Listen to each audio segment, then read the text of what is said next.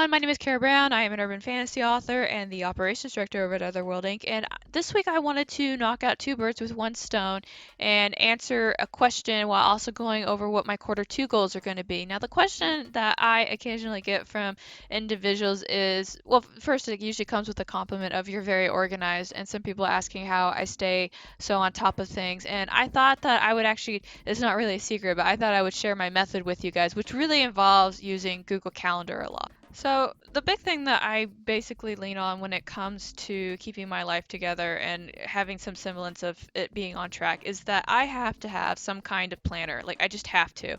And for the longest time, I've tried to actually use like a paper planner because I just thought it was better for my brain and stuff like that. But I've ended up kind of resorting back to using Google Calendar, the way that I'm about to explain to you how I use it, because when it comes for me having to track stuff that is going on and being able to move events and all that stuff, this has really been the big thing that always works for me. Not to mention that when I get scheduled to do podcasts or interviews or anything else like that, I usually get a Google Calendar invite. So this really is just the thing that makes it easier for me to do. On top of that, it's a lot easier for me to take like a screenshot of my calendar and send it to my boss once a week to let him know what I'm working on. And there's actually a lot of features that are in here. So again, if you can't tell, I drank the Google Kool-Aid, at least when it comes to trying to keep this stuff on track. Now, let me go ahead and show you some of the features that you can kind of take advantage of, so that way you can consider actually using this for your own personal use. So first things first, I know this calendar looks hella busy. I'm not even gonna beat around the bush on that. It is very busy, and the reason it's busy is because I'm trying to track where I'm spending my time at, so that way I can make adjustments appropriately over time. Now, what you're looking at right now is the week of June 15th, and the reason you're looking at that week is because that's finals week, and this has the most examples to show you kind of what it is that I'm trying to do. So I want to go ahead and draw your attention to the left right here, where you can kind of see the weekly calendar, you can see some time zones, and you can also see where I have a whole bunch of other calendars right here. Now, the time zone thing I have right here is because one of these is EST time, one of them is Honolulu time, and the other one is UK time. And I have those different time zones because Tamara lives in Hawaii. Most of the live streams are done by EST time, and then the United Kingdom is the time I track because that's where my mom lives, and I usually like to know what time it is before I call her, that kind of stuff. And what's really cool about this is if you want to check the time of an event, so let's say, for example, Dana actually streams at 10 a.m. my time, not 10 a.m. Eastern. So this is all Mountain time that you're looking at. But if I go click on it, it's going to tell me what time that event is for these different locations. So for example, let's say Tamara reaches out to me. She's like, hey, what time is it going to be for blah, blah, blah? And I'm going to be like, it's 7 a.m. your time. Right? So I can do that, and I think that's pretty cool. So I'm a major fan of that feature because it makes it really easy for me to track stuff. Now, I know this isn't all the live streams that are out there. These are just the ones that I'm attending on a regular basis because those are the ones that I typically plan my schedule around. And I actually need to add one here for Camilla, so I'm going to go ahead and do that real quick. Okay, so Camilla typically, for my time, starts streaming at 4 p.m. on Thursdays, and she does that for about 2 hours. So I'm going to go ahead and change this over to the live streams. I'm going to put Camilla. If I spelled it right, probably didn't, but that's why I'm going to go check because I want to spell her name right. Totally spelled it wrong. Go me. All right, so Camilla. Let's see, Camilla's LS, and then I'm actually going to go in there and click on more options because she does this weekly. So right here where it says does not repeat, I just put weekly on Thursday, and then I save it, and now it's on my calendar, and I can go and check on the following week, and it's going to be on there as well, just like that. So let me explain some of the stuff that I'm doing on here so that way you can have a better idea of this color-coded mess that's happening. So right here on the left, I have a bunch of calendars. And the reason I have a bunch of calendars is because I try to section different parts of what I'm trying to juggle into different colors, if that makes sense. But the really nice thing about this is that if for some reason, like let's say for work, which you don't really see a lot of work going on right here because we haven't scheduled anything for this following couple of weeks. But if something happened with work and work basically said, hey, do you remember that time that we had to do XYZ that involved this person?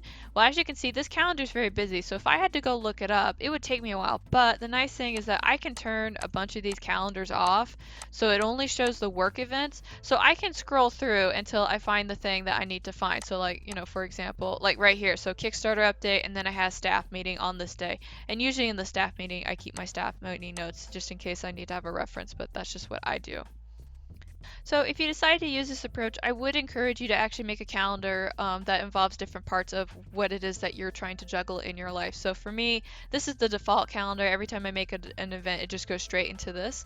But I have my regular stuff, I have my college stuff, the live streams that I track, the stuff for work, my personal, because I do want to try and make sure that I'm doing things like, having dinner with my husband and cleaning and doing my laundry and stuff like that, because I got to keep my life balanced, and so I have to make sure that my personal self-care stuff is on here too. And as you can see, there's not a lot of self-care, so I obviously have to go in there and change that later. And I also track social media stuff. Now, I'm going to show you guys kind of a cheat that I do with the social media stuff, and it's that every day is themed when it comes to social media posts. A lot of us know that. If you didn't know that, surprise! But a lot of the days are themed, and what you can do is you can come in here and you can make a reoccurring daily event, and you can put in the hashtags that you need for that day, and then that way you can just like copy and paste the ones that you use. So that's kind of like one of the cheats that I do. And then I also make sure that anything that's involving social media also goes on there. So for example, I put in when I'm editing videos. I also put the fact that I have to prep for social media. I actually need to change this event because this is a social media thing that Tamara Woods does. So I have it on the wrong calendar, so I can come in here and change it and save, and it just saves it after that for all the following events. So that's really good, and I really like that it's flexible like that as well. On the right side is where you're going to see a lot of craziness happening. And what's going on right here is this is how I track everything that I need to do at any given time. Like that's pretty much it. So for like at some point today, I need to record this clip for Snapchat for my boss. I haven't done it yet. I'm working on it. Small steps, friends. But I need to record a clip for Snapchat. And then today, I'm actually going to be working on Authortube news with Tamara Wood. So we're going to record the session, edit it, and all this other stuff. And I like breaking stuff down like that because right down here it also keeps if you go all the way down to like stuff that you completed, it shows you everything that you've done. But the nice thing is that you can put due dates on this stuff, and you can say when things need to get done. So for example, let's say today I need to write well, I already have write 500 words, which is a reoccurring to-do list. But let's say I needed to pitch story idea, right?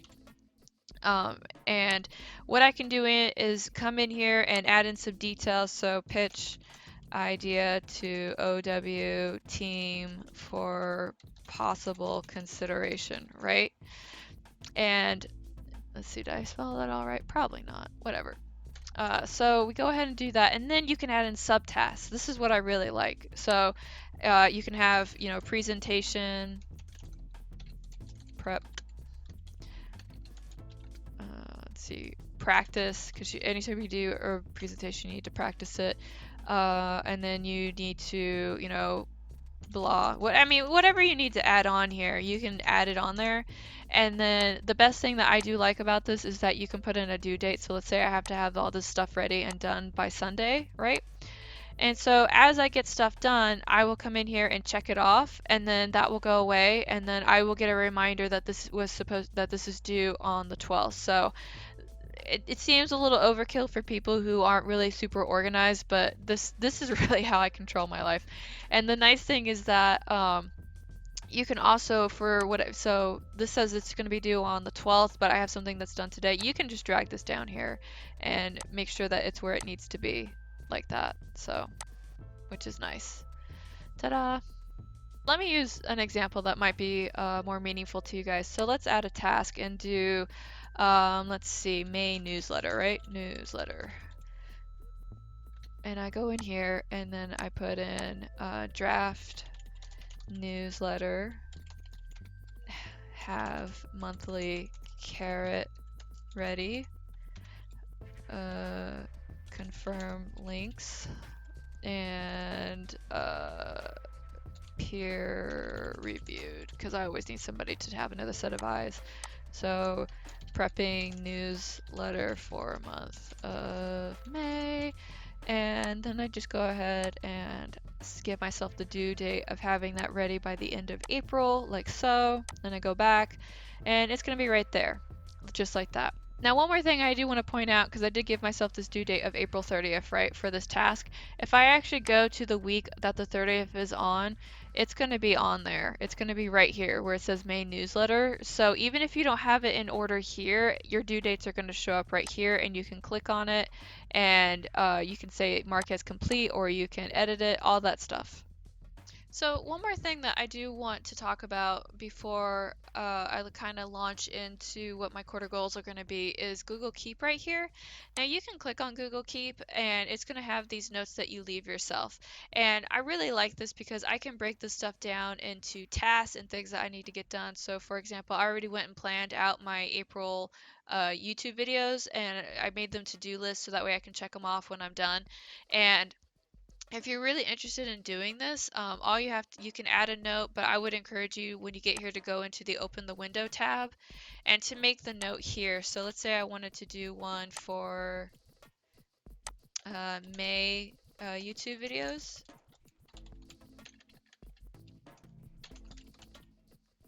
And then I can put all the content here, and then I can also assign it a color if I want to as well, which as you guys can tell, I am very color focused. So I would put that and it goes right there, and then of course I can move this around as I need, and yeah, this is pretty much, this is my life, yo. So let me go ahead and I'm gonna do a screen over of me prepping for my college workload, and then I'm gonna go and talk about the goals that I have for this quarter. So just to do a quick recap on the goals that I had set for the first quarter, I had wanted to do a short story once a month along with finishing one of my works. This is actually the one goal that I did not do, just because I had a family member pass away, and that's when I very quickly learned that I do not write well while in bereavement, so that did not happen. But I do have some stuff that is set to the side that I do want to revisit for this coming quarter and see if I can polish and then have published. So that's on my agenda that I am going to be working on. The other thing that I did not do very well had to do with walking my dogs every day, and try as I might, that did not happen, especially in the last few weeks. So, kind of feel bad for me. I mean, I have been walking the dogs more. I haven't been walking them every day like I wanted to, so that's my fault. And then the one thing that I did struggle with was doing meditation and yoga on a daily basis. The yoga didn't happen, meditation happened more often than it was happening. So I'm still not going to count it as a win because I didn't do it at the level that I was kind of hoping to be able to do it at. Now, I do want to focus on the stuff that I did get done over the last quarter. And I did get Dress Up edited and I did get it published, so that was good. I did start on a second short story called Lock and Key, so that's a win for me. I did increase my social media reach on all the platforms that I'm on, so that was really awesome for me. One big goal that I had health-wise had to do with losing the holiday weight. That holiday weight did come off, and it's kind of stuck right now because I'm not as active as I'd like to be, but working on it. The other things that I was able to do is I did pass my college classes, so that was really awesome. Got all A's in those classes, so I was super stoked about that. And I was able to relaunch Queen of Swords and Silence in the first quarter, which I really wanted to do. So I was pretty pleased about that. That was definitely my big win for the entire quarter. So I want to go ahead and focus on what my goals for the second quarter are. So, and these goals, I've got work goals and I've got my own personal goals that I want to work on. So while I do have the work goals that I do want to discuss, I don't want to discuss all of them because that involves some content that we're not, sharing with the public yet. But I will talk about the stuff that everybody already knows. So, we'll start with the writing goal. My one writing goal for the next 3 months is actually just to write another bound and gag short story. I wanted to write one a month, but given everything that's going on, I don't think I'm going to be able to do it. So I want to write one and finish it. I want to pick up 10 of Brownies, which is the novella that comes between book 1 and book 2 of the Ghostwalker Chronicles. So that way I can get that polished and hopefully, in production later on this year. So that's going to be the thing that I'm probably going to harp on a lot in the coming weeks.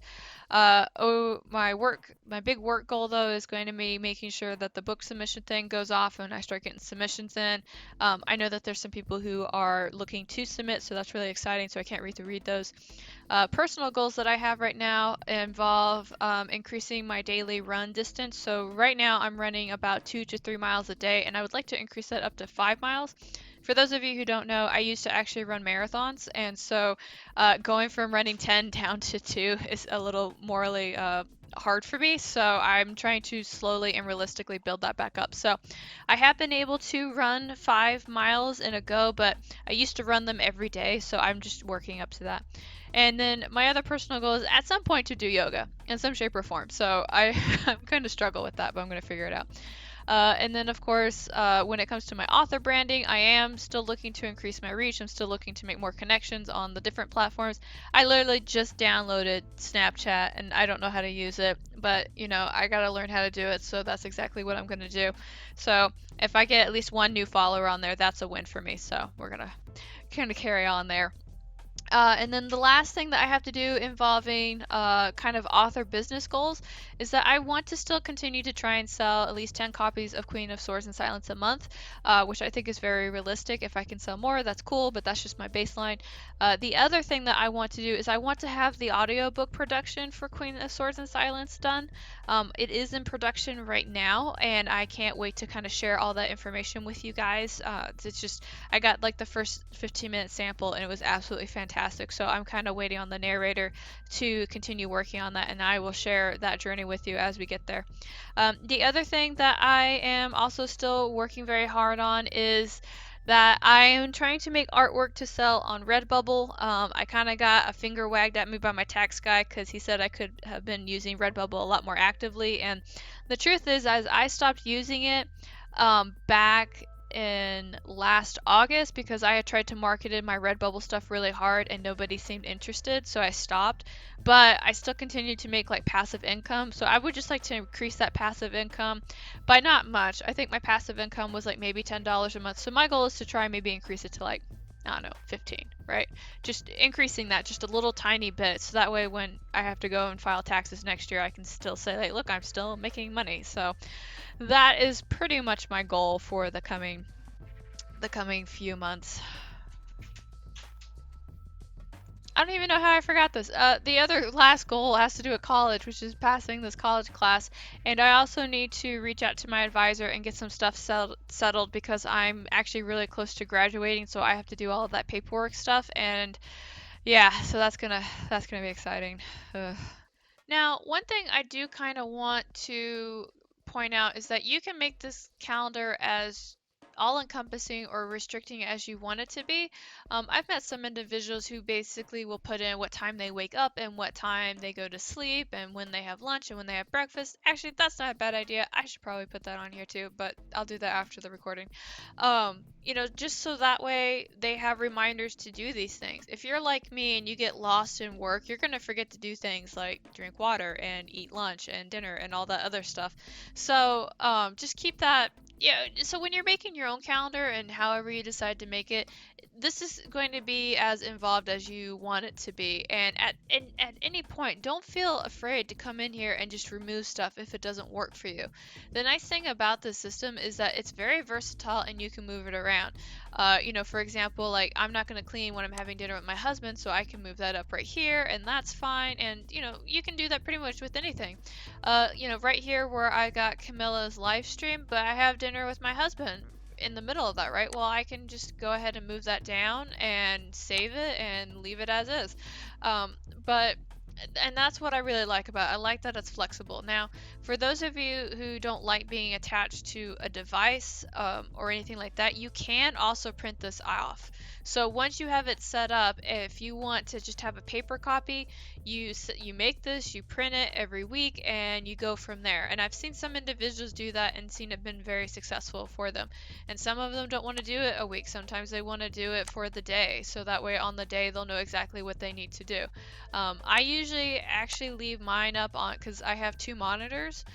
So I leave my schedule up on one monitor, and then the announcements or the notifications for stuff that I need to change gears on will show up, and that's very useful for me. I like having that. So, yeah. So again, make this what works for you. Don't feel pressure to, copy the way that I do it. This is just how it works for me. And yeah, so let's go ahead and move on.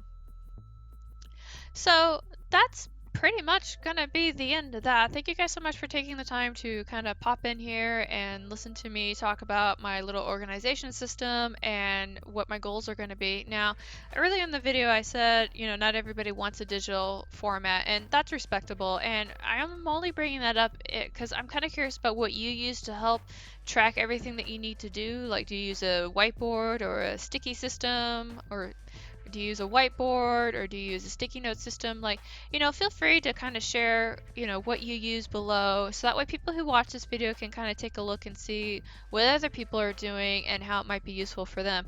Or if you do something similar to this little Google Calendar thing, like what are some things that you make sure to track while you're, organizing everything. But that's going to be my video for the week. Thank you guys so much for watching, and I'm really looking forward to seeing what you say in the comments, and I hope that you guys have a wonderful weekend. Bye!